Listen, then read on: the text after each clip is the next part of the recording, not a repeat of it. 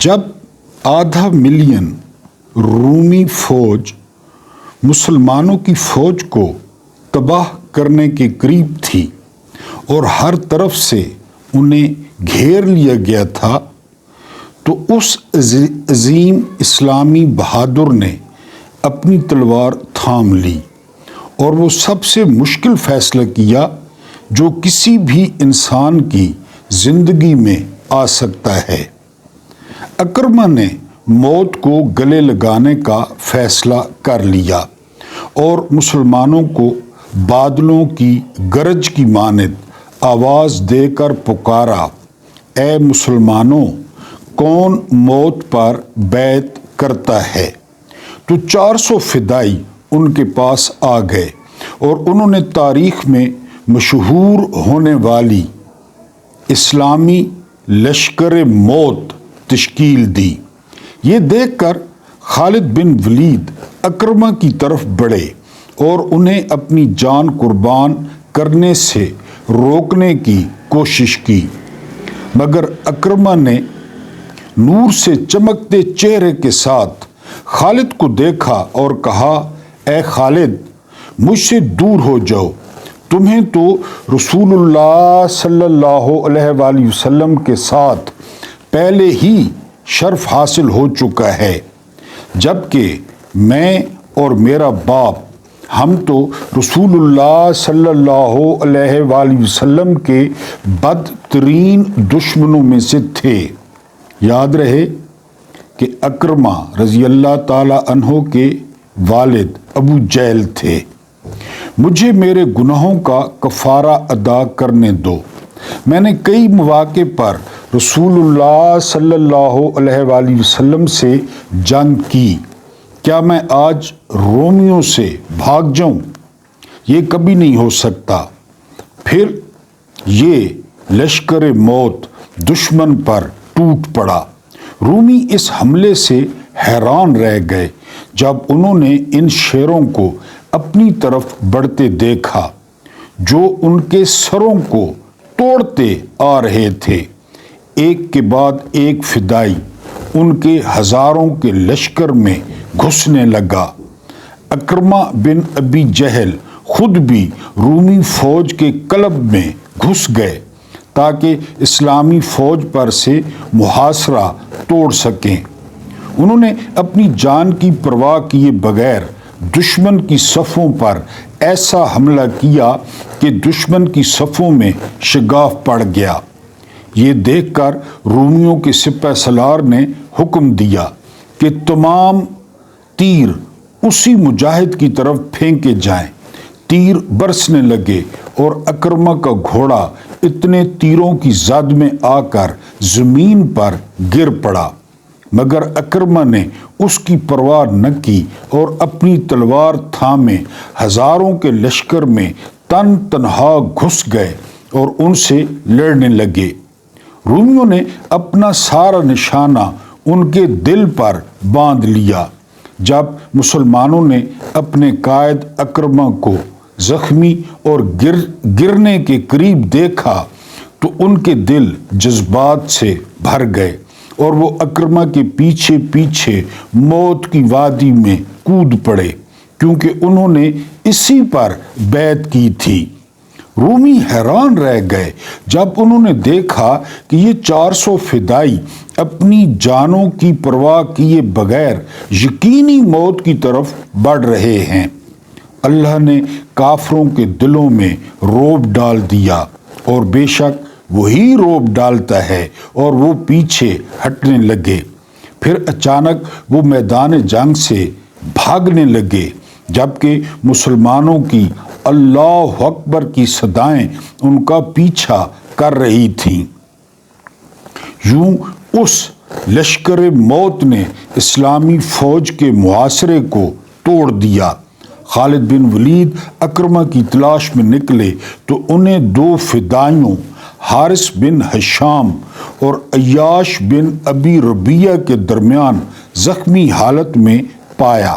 الطبری تاریخ الطبری معرکہ یرموک کے واقعات ابن کثیر سیرت اکرمہ بن ابو جہل اور یرموک کا ذکر۔ بسم اللہ الرحمن الرحیم۔ میرا نام محمود نیادی ہے۔ السلام علیکم ورحمۃ اللہ وبرکاتہ۔ آپ لوگ جانتے ہوں گے کہ آج 8 دسمبر ہے۔ بڑی تیزی سے گزرتا ہوا 2025 اپنے پیچھے بہت کچھ چھوڑتا ہوا، بہت کچھ مٹاتا ہوا، بہت کچھ بناتا ہوا جاری ہے، ختم ہو رہا ہے۔ دن آج سوموار کا ہے، ہفتے کا پہلا دن ہے۔ پاکستان کے کچھ حالات اور واقعات، کچھ پاکستان کی خبریں اور پاکستان کہاں پہ کھڑا ہے، دنیا کہاں پہ جا رہی ہے، یہ آپ کے سامنے پیش کرتا ہوں۔ لیکن اس سے پہلے وہی درخواست ہے کہ چینل کے ساتھ جو آپ کا انٹر-ایکشن ہے، چاہے وہ لائک کی صورت میں ہے، چاہے وہ شیئر کی صورت میں ہے، چاہے وہ سبسکرائب کی صورت میں ہے، یہ بڑا الگورتھم پہ اثر ڈالتا ہے۔ تو چینل کے ساتھ انگیجمنٹ جو ہے وہ بڑھائی کریں۔ اور اگر آپ نے پہلی دفعہ ہمارا تھمبنیل دیکھا ہے، اس کی کوئی ہیڈ لائن آپ کو پسند آئی ہے، تو آپ ہمارے چینل کو سبسکرائب کر دیں۔ سب سے پہلی خبر جو آپ کے سامنے رکھنی ہے وہ خبر یہ ہے کہ ایک بار پھر لاٹری لگنے جا رہی ہے اس سسٹم کی۔ لاٹری کیا ہے کہ IMF 1 ارب اور 20 کروڑ ڈالرز کا قرضہ جو ہے وہ دے رہا ہے پاکستان کو۔ آپ کو پہلے بتا چکا ہوں یہ قرضے کہاں سے آتے ہیں اور کہاں جاتے ہیں اور کس پہ لگتے ہیں۔ اب یہ 1 ارب اور 20 کروڑ۔ اچھا، اب دوسری جانب دیکھیں، اسی IMF نے ابھی 10 دن ہوئے ہیں ایک رپورٹ دی ہے کہ اشرافیہ 5300 ارب روپے کھا گئی ہے۔ اسی IMF نے رپورٹ دی ہے، لیکن ہم پہ تو چڑھ گئے، جس نے مرضی ہے کھائے، یعنی وہ ترقی پہ لگے، وہ کسی نے کھائے، اس سے کیا فرق پڑتا ہے۔ IMF کے ہم پہ چڑھ گئے، ہم نے واپس کرنے ہیں، اور IMF کو پتہ ہے۔ آپ کا کیا خیال ہے کہ امریکہ کو نہیں پتہ؟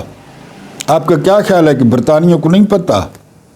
جو اسلام آباد کے اوپر سیٹلائٹس ہیں وہ ایوان صدر میں داخل ہونے والی گاڑی کی نمبر پلیٹ دیکھ لیتے ہیں، تو ان ساری چیزوں کا نہیں پتہ؟ پتہ ہے، ان کو پتہ ہے۔ ان کا مقصد ہی یہی ہے، محتاج رکھنا، پورنوگرافی کی جو کمائی ہے وہ ان کو دینا، مکمل سود ان کو دینا۔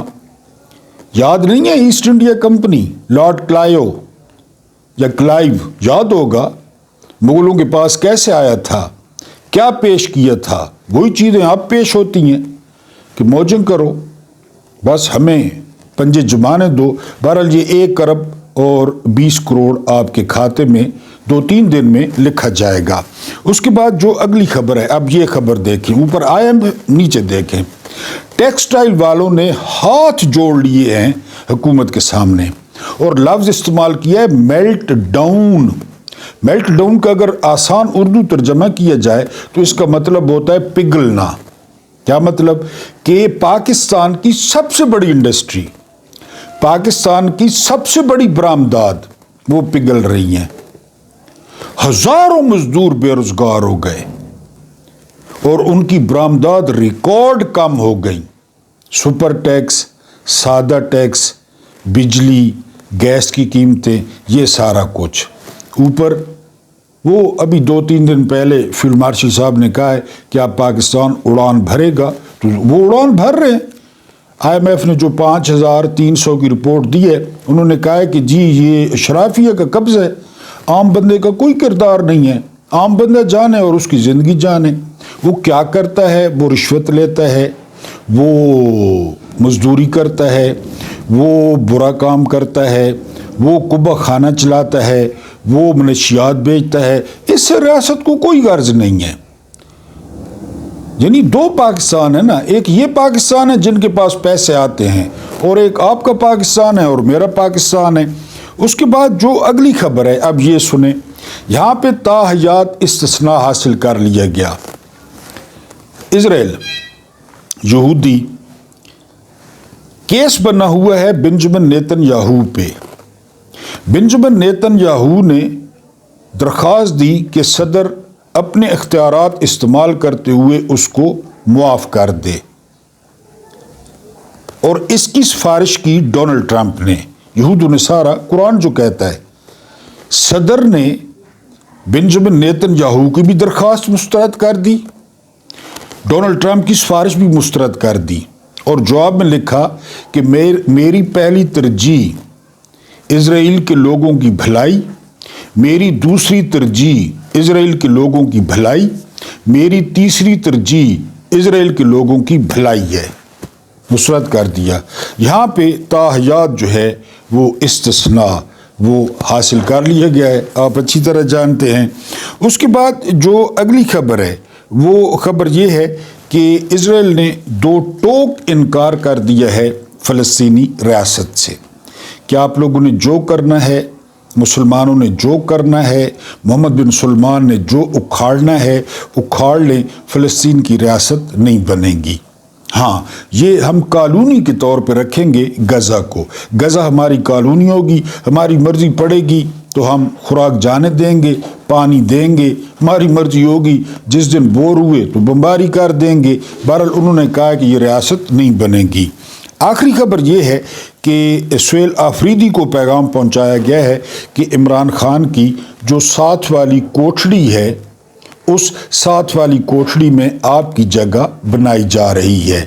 یہ جو اسٹیبلشمنٹ کے اسپوکس پرسن ہیں، جو civil D G I S P R ہیں، شلوار قمیض میں یا ٹائی کوٹ میں، انہوں نے پیغام پہنچایا ہے کہ سہیل آفریدی کو جو ہے نا وہ عمران خان کی ساتھ والی کوٹھڑی میں رکھا جائے گا پشاور کے جلسے کے بعد۔ اگر ہم اپنے وی لاگ کی بات کریں تو وی لاگ میں آج آپ کے سامنے ایک حیران کن جو ہے وہ خبر رکھنی ہے۔ وہ خبر کیا ہے؟ وہ خبر یہ ہے کہ D G I S P R نے اپنی پریس کانفرنس کی، جو کچھ انہوں نے کہا، جو کچھ وہ بولے، آپ نے سنا، پورے پاکستان نے سنا، اس پہ مسلسل رد عمل آ رہا ہے، لیکن یہ کسی نے نہیں دیکھا۔ اب یہ سامنے آیا ہے کہ اقصی کومل، اگر میں نام ٹھیک لے رہا ہوں، ان کا سوال بھی بڑا اچھا تھا، بڑی خوش شکل جو ہے نا وہ صحافی ہیں، انہوں نے جو ہے وہ سوال کیا ہے تو جواب کے ساتھ ساتھ آنکھ بھی ماری ہے D G I S P R نے۔ میں اپنے دو وی لاگز میں عرض کر چکا ہوں کہ اس عہدے پہ پہنچنا، لیفٹیننٹ جنرل بننا، یہ زبان استعمال کرنا اور آنکھ مارنا، اب تو یہ بھی سامنے آ گیا ہے۔ وہ ہے نا نور جہان کا گانا، کیونکہ نور جہان نے فوج کے لیے بہت گانے گائے ہیں، اور کسی دور میں جو ہے نا وہ یحییٰ خان نے کہا تھا اپنے کسی جنرل کو کہ اس سے تو بہتر ہے کہ میں نوری کو چیف آف جنرل سٹاف بنا دوں۔ اس وقت چیف آف جنرل سٹاف تھے عبدالحمید خان۔ اس سے کسی بات پر ناراض ہوئے تو یحییٰ خان نے کہا کہ اس سے بہتر ہے میں نوری کو چیف آف جنرل سٹاف بنا دوں، یعنی نور جہان تو بڑی جو ہے نا وہ فیورٹ تھی جو ہے نا فوج کی۔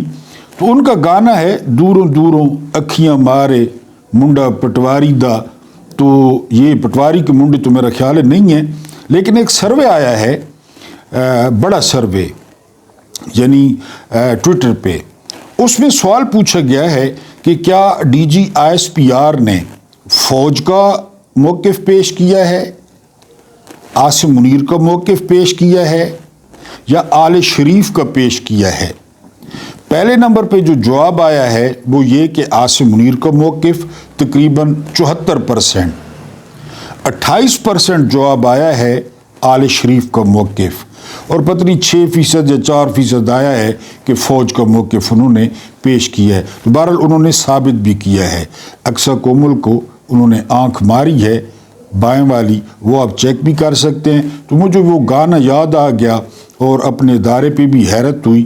بہرحال ایک اور خوبصورت تحریر آپ کے سامنے رکھنی ہے، امید ہے کہ آپ جو ہے نا وہ اس تحریر کو پسند کریں گے۔ تحریر کیا ہے؟ سہیل آفریدی کا چہرہ دیکھا، اس کا عنوان ہے سرخ آنکھیں اور کالے بال۔ پوچھنے والا پوچھتا ہے سہیل آفریدی کا چہرہ دیکھا جس وقت وہ جلسے میں تقریر کرتے ہوئے کہہ رہا تھا نام ہے عمران احمد خان نیازی؟ نہیں، تم نے نہیں دیکھا۔ اگر تم وہ دیکھ لیتے تو اس کی تاب نہ لاتے ہوئے مر جاتے۔ غصہ اس کی آنکھوں سے ابل رہا تھا، اس کا چہرہ اس کے جذبات کی عکاسی کرتے ہوئے سرخ تھا۔ کیا اس کی یہ حالت تمہارے خوف سے تھی؟ نہیں، یہ صاف صاف تمہاری نفرت تھی۔ لیکن افسوس، تم چہرے نہیں پڑھ سکتے، تم جذبات نہیں پرکھ سکتے۔ عمران خان نے سرخ آنکھوں والے، کالے بالوں والے 30-40 سال کے نوجوان تمہارے سامنے لا کھڑے کیے ہیں۔ تم نے یقیناً سہیل آفریدی کے پیچھے کھڑے لوگ بھی نہیں دیکھے۔ کبھی دیکھنا کالے سر اور نوجوان۔ جلسے کی ویڈیوز اور تصاویر دیکھنا۔ جتنے نوجوان جلسے کی ویڈیوز جتنے سر دیکھو گے، کالے سر دیکھو گے، یہ کالے سر تمہاری موت کا پیغام ہے سسٹم کی۔ یعنی تم نے اس نسل سے جنگ چھیڑ لی ہے جو جس وقت تمہاری عمر کو پہنچے گی تو اس وقت تک تمہاری ہڈیوں کا چورن بن گیا ہوگا۔ تم نے جن اپاہجوں پر جوا لگایا وہ خود تمہاری بیساکھیاں تھامے کھڑے ہیں۔ جن سے تم نے دشمنی لگا لی ہے وہ تم سے آدھی عمر کے ہیں۔ آج سے 20 سال بعد جنرل عاصم منیر، نواز شریف، آصف زرداری، عاصم ملک، ندیم انجم، یہ سب یا تو مر چکے ہوں گے یا پھر کسی ہسپتال کے کمرے میں بے سدھ پڑے ہوں گے۔ لیکن عمران خان کے مراد سعید، سہیل خان آفریدی، عمران خان کے کالے سروں والے وارث ابھی 60 کے بھی نہیں ہوئے ہوں گے۔ کیسی بدترین شکست کا سامنا کرے گی یہ فوج؟ کیسے تار تار ہوں گے یہ جھوٹے چھوٹے فرعون یا جھوٹے فرعون؟ نظر کمزور ہے۔ کس قدر نفرت، کس قدر تضحیک، ہائے وحشت یا پائے وحشت، کوئی جو ہے نا وہ شک نہیں ہے، کوئی شک نہیں ہے۔ میں نے آپ کو ایک ویلاگ میں بتایا تھا کہ جو بچہ 5ویں کلاس میں پڑھتا ہے، جو بچہ 10ویں کلاس میں پڑھتا ہے، اب میں ہوں نا یا میری عمر کے جتنے لوگ ہیں، انہوں نے عمران خان کو کرکٹ کھیلتے دیکھا، انہوں نے عمران خان کی ان سوئنگ اور آؤٹ سوئنگ دیکھی، انہوں نے عمران خان کو دیکھا کہ عمران خان ایک یونانی دیوتا کی طرح خوبصورت تھا۔ عمران خان جیسا خوبصورت بندہ میں نے کم از کم کرکٹ کے میدانوں میں نہیں دیکھا تھا۔ ہم اس وجہ سے عاشق ہو گئے کہ بہت زبردست کرکٹر ہے۔ اچھا، پھر کچھ لوگوں نے عمران خان کی سیاسی اٹھان دیکھی، پی ٹی آئی کا بننا دیکھا، عمران خان کے جلسے دیکھے، وہ بھی ہو گئے۔ پھر ایک ایسی جنریشن ہے جنہوں نے نہ عمران خان کی کرکٹ دیکھی، نہ عمران خان کی سیاسی اٹھان دیکھی، وہ عمران خان کے فین ہیں۔ انہوں نے صرف عمران خان کی تقریریں ٹی وی پہ یا فیس بک پہ یا ٹک ٹاک پہ انہوں نے سنی، اور انہوں نے کیا کیا؟ انہوں نے یہ کیا کہ جو سالوں سے ان کے جو نانا دادا دادی جو نون لیگ کے تھے، جو پیپلز پارٹی کے تھے، ان کو بھی کھینچ کر جو ہے وہ پی ٹی آئی میں لے آئے۔ ان کے گھر والے بھی پی ٹی آئی کے سپورٹر بن گئے۔ اب حکومت کوشش کر رہی ہے، ملٹری اسٹیبلشمنٹ کوشش کر رہی ہے، نظام کوشش کر رہا ہے کہ عمران خان کو سیکیورٹی رسک قرار دیا جائے، ٹھیک ہے، عمران خان کو غدار قرار دیا جائے۔ سوال یہ ہے کہ یہ سارا کچھ تازہ تھا 8 فروری کو، یعنی 9 مئی کے بعد جو کچھ ہوا، پھر فروری میں یہ کھینچ کھانچ کے فروری تک الیکشن لے گئے. اس وقت تو تازہ تھا نا 9 مئی. تو 8 فروری کو لوگوں نے کیا فیصلہ دیا؟ 2/3 اکثریت، وہ پریس کانفرنسیں، وہ جلاؤ گھراؤ، وہ سارا کچھ وہ لوگوں نے مسترد کر دیا. اور مزے کی بات یہ ہے کہ قاضی فائدی سے ساتھ تھا. مزے کی بات یہ ہے کہ سکندر سلطان راجہ ساتھ تھا. مزے کی بات یہ ہے کہ نواز شریف ساتھ تھا، زرداری ساتھ تھا، MQM ساتھ تھا. نیشنل سیکیورٹی رسک کون ہوتا ہے؟ غدار کون ہوتا ہے؟ دہشت گرد کون ہوتا ہے؟ آپ کو پتہ ہے کہ بھٹو صاحب کے مرنے کے بعد الذوالفقار بنی تھی. میر مرتضی بھٹو اس کو ہیڈ کرتے تھے. انہوں نے مسلح جد و جہد شروع کی تھی اور کی ہے. لوگوں نے مسلح جد و جہد کی ہے. سب سے بڑی مثال آپ کے سامنے حماس ہے. حماس کتنے سالوں سے مسلح جد و جہد کر رہی ہے؟ کی ہے. آپ کو پتہ ہے نیلسن منڈیلا کے حامیوں نے مسلح جد و جہد کی تھی. آپ کو پتہ ہے کہ آئرلینڈ کے فریڈم فائٹرز نے مسلح جد و جہد کی تھی. آپ کو پتہ ہے کہ ویتنام میں مسلح جد و جہد ہوئی تھی. ان سب کو چھوڑیں، بدر میں کیا ہوا تھا؟ جو پہلا مارکا تھا مسلح جد و جہد تھی نا. کس کے لیے؟ اپنے حقوق کے لیے، اپنے وجود کے لیے، اپنے ساتھ ہونے والی زیادتیوں کا بدلہ لینے کے لیے مسلح جد و جہد تھی نا. انہوں نے منوایا اپنے آپ کو کہ نہیں بہت ہو گیا. اس کے بعد آپ عہد دیکھیں. عہد کیا تھا؟ عہد مسلح جد و جہد تھی کہ کیوں ہم چھپ کے نمازیں پڑھیں جبکہ ہم سچے ہیں. پھر آپ اس کو خندق کو، خیبر کو چھوڑیں، آپ ڈائریکٹ آ جائیں فتح مکہ پہ. فتح مکہ کیا تھی؟ یہ میں نہیں کہتا کہ اللہ معاف کرے کوئی قتل و غارت ہوئی، مسلمانوں نے کوئی مظالم کیے، یہ میں نہیں کہہ رہا قطعی طور پہ. لیکن میں آپ کو بتا رہا ہوں کہ تاریخ میں مسلح جد و جہد ہوتی رہی ہے. اب مجھے آپ بتائیں عمران خان، PTI میں کون ہے مسلح جد و جہد کرنے والا؟ PTI کی کون سی تنظیم ہے جو مسلح جد و جہد کر رہی ہے؟ کہاں پہ PTI نے دھماکے کیے؟ کہاں پہ PTI نے جو ہے وہ ریاست کو نقصان پہنچایا؟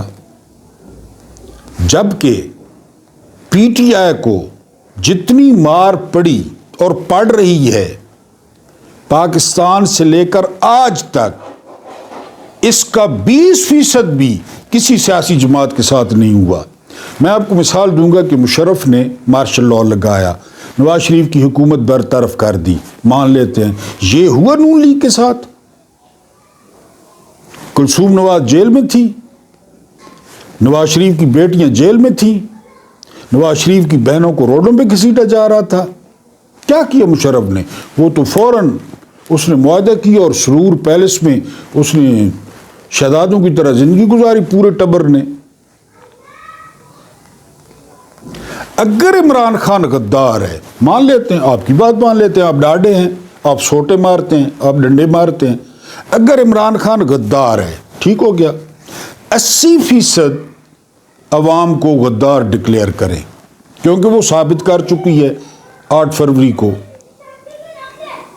ابھی ہری پور میں ابھی وہ جیت گئے تھے، ہری پور میں وہ جیت گئے تھے، NA 129 لاہور میں وہ جیت گئے تھے. وہ تو آپ کو نیا طریقہ آ گیا الیکشن کا، ورنہ وہ تو جیت گئے تھے. اگر عمران خان غدار ہے تو سب سے بڑا غدار اس ملک کا نواز شریف ہے، کیونکہ عمران خان پہ مالی کرپشن نہیں ہے، یہ تو مالی کرپٹ ہے. ٹیٹیاں، مے فیئر، زرداری اس سے بڑا غدار ہے.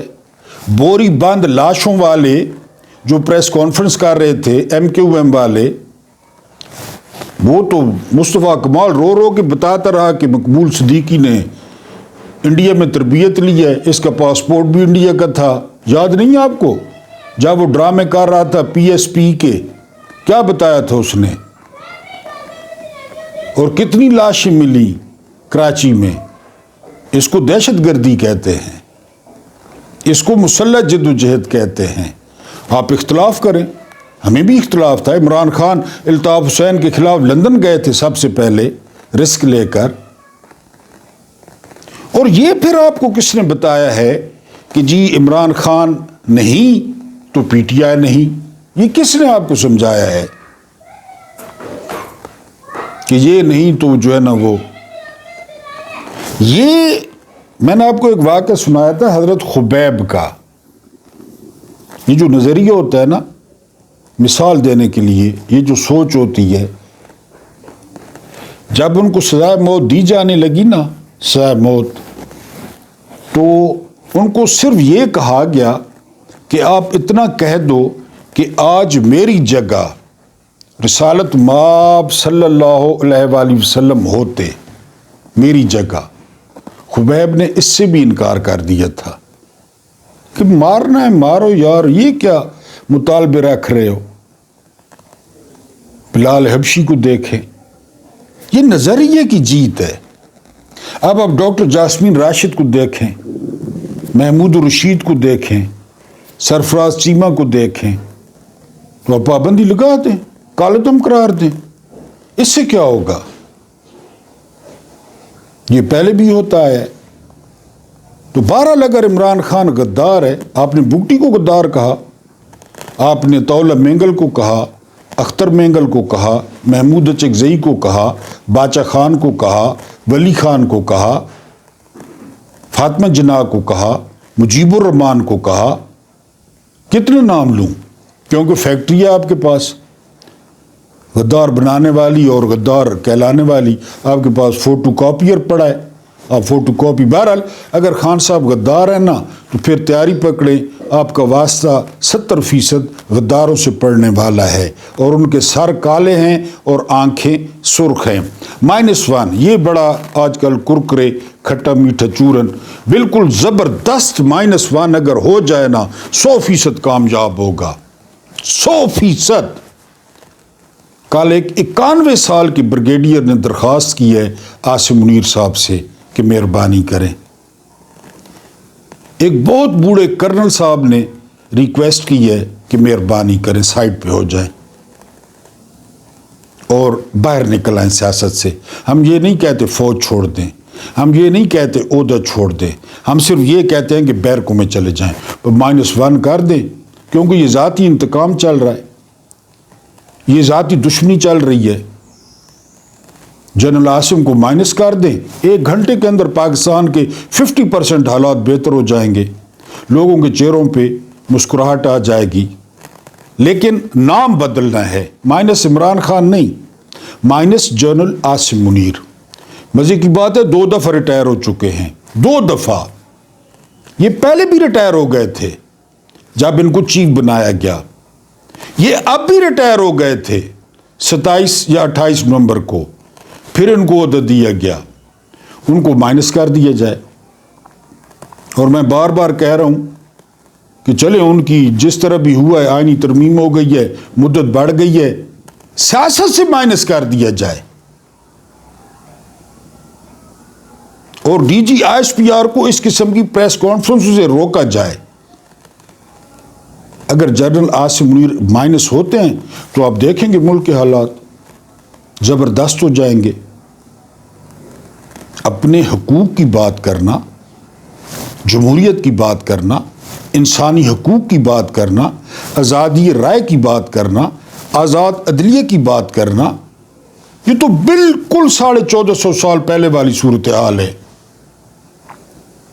کہ معاذ اللہ استغفر اللہ عبداللہ کا بیٹا جادوگر ہے، یہ چیزیں مانگتا ہے،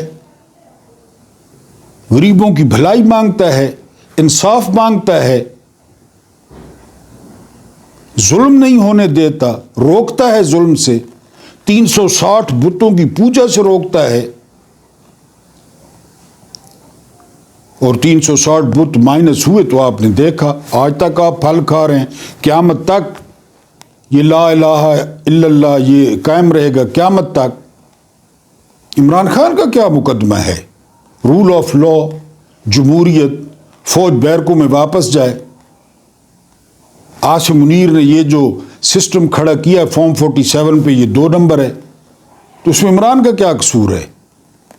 अगर माइनस होना है, पाकिस्तान के हालात बदलने हैं, पाकिस्तान के हालात बेहतर करने हैं, तो माइनस होना पड़ेगा chief of defence, field marshal, army chief ताहयात इस्तिस्ना general Asim Munir को।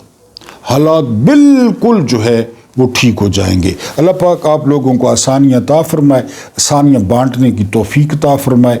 मेरा रब्बे करीम आपके और मेरे मरहूमीन की मग़फ़िरत फरमाए, उनके साथ अदल का नहीं रहम का और एहसान का मामला फरमाए। मुझे बर्दाश्त करने का बहुत बहुत शुक्रिया।